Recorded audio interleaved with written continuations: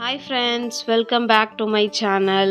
குலோப் ஜாம் மாவு எங்கள் வீட்டில் இருந்துச்சு. ஸோ இன்றைக்கி நைட்டு கார்த்திகை தீபம் வந்து நைட்டு பிஃபோர் டே இதை வந்து நான் குலோப் ஜாம் ரெடி பண்ணலாம். சரி, நாளைக்கு ஃபெஸ்டிவல், ஒரு குலோப் ஜாம் மாவு ரெடி பண்ணலான்னு சொல்லிட்டு குலோப் ஜாம் மாவு எடுத்திருக்கேன். அது கூடவே நான் வந்து தண்ணி ஆட் பண்ணி கொஞ்சம் கொஞ்சமாக வாட்டர் ஆட் பண்ணி இதை நல்லா ஒரு நீட் டோவாக நம்ம ரெடி பண்ணிக்கணும்.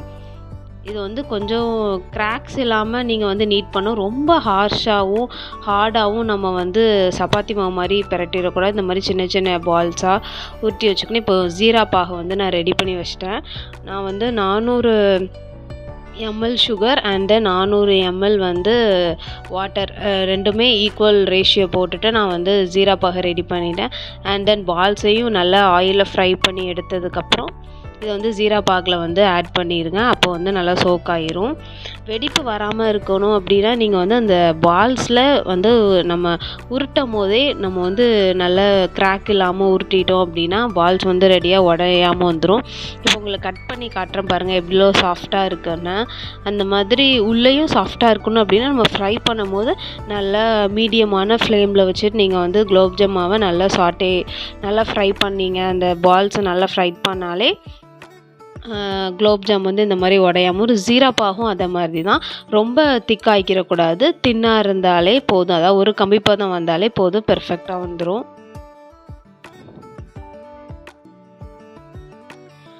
And then good morning friends. இது வந்து நான் நெக்ஸ்ட் டே ஷூட் பண்ணிகிட்ருக்கேன்.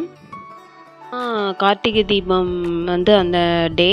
ஸோ மார்னிங் வந்து என்னென்னா, மார்னிங் ட்ரிங்க் வந்து நான் ரெடி பண்ணிகிட்ருக்கேன். ஜீரா வாட்டர் தான் ரெடி பண்ணிகிட்ருக்கேன். நார்மலாக ஒரு பவுலில் வந்து வாட்டர் ஆட் பண்ணிவிட்டு ஜீரா போட்டுட்டுனா, நான் வந்து இன்றைக்கி பவுட்ரு ஆட் பண்ணலை. முழு ஜீரகம் இருக்குல்ல, அதுதான் 1.5 டீஸ்பூன் ஆட் பண்ணிவிட்டு அது வந்து நல்லா பாயில் ஆகட்டும். நான் வந்து மார்னிங் ஏதாவது ஒரு ட்ரிங்க் எடுத்துப்பேன். நீங்கள் எம்டி ஸ்டொமக்கில் இந்த மாதிரி ஹாட் வாட்டர் கூட எடுத்துக்கலாம். ஏதாவது ஒரு ஹாட் வாட்டர், அதாவது காஃபி, டீ இந்த மாதிரி அவாய்ட் பண்ணிவிட்டு இந்த மாதிரி எதாவது எடுத்துக்கிட்டிங்கன்னா நம்ம ஹெல்த்துக்கு ரொம்ப நல்லது. நான் காஃபி, டீ எதுவுமே நம்ம யூஸ்வலி மார்னிங் எடுத்துக்க மாட்டேன். எனக்கு அந்த ஹேபிட்டுமே கிடையாது. ஸோ மார்னிங் வந்து மில்க் மட்டும் தான் நான் நைட்டு எடுத்துப்பேன். அண்ட் தென் அதுதான் நான் மில்க் ஒன் டேயில் எடுத்துக்கிறது. அண்ட் தென் இப்போ நல்லா பாயில் ஆகிட்டுருக்கு. இப்போ இதை வந்து நம்ம யூஸ்வலாக இப்போ ஸ்டவ் ஆஃப் பண்ணிடுவேன். யூஸ்வலாக நமக்குன்னு ஒரு மக்கு இல்லை கப் ஏதாவது இருக்கும். ஸோ அந்த கப்பை நீங்கள் வந்து கப்பில் நான் இப்போது ஊற்றிட்டுருக்கேன். போர் பண்ணிவிட்டு நம்ம வந்து இதை குடிக்க வேண்டியதான்.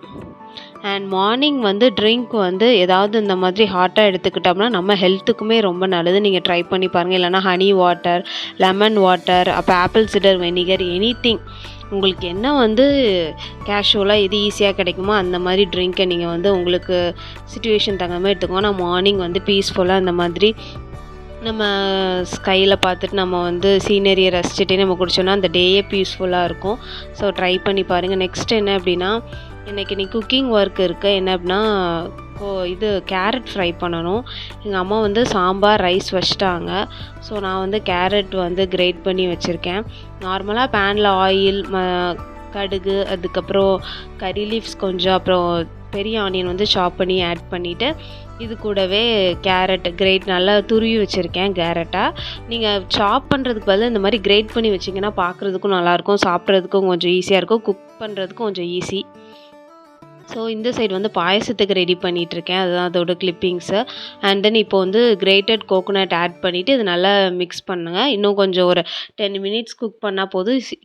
குயிக்காகவே ரெடி ஆயிரும் கேரட் பொரியல்.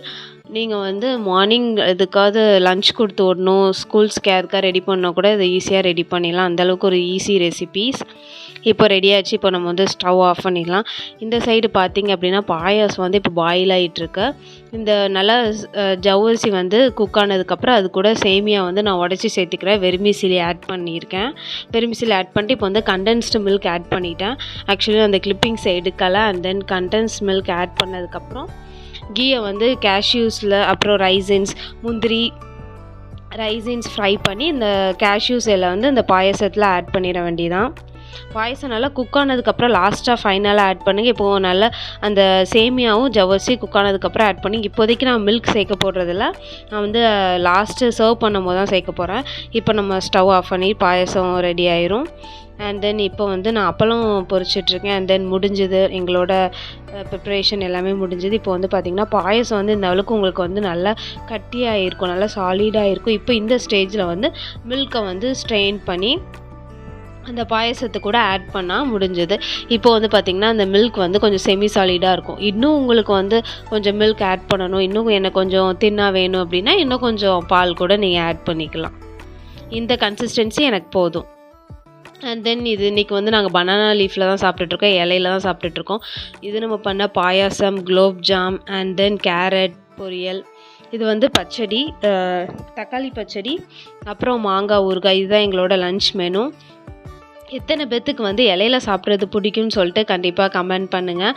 எனக்கு வந்து இலையில சாப்பிட்றது ரொம்ப பிடிக்கும். அது ரொம்ப ஹெல்த்தியும் கூட. நமக்கு வந்து ஒரு அந்த மீலே வந்து ஒரு ஃபுல் வெஜ் மீல் சாப்பிட்ட மாதிரி ஒரு ஃபீல் ஆகும் நம்ம வந்து இலையில சாப்பிட்டோம் அப்படின்னா. ஸோ எனக்கு வந்து இலையில சாப்பிட்றது வந்து ரொம்ப பிடிக்கும்.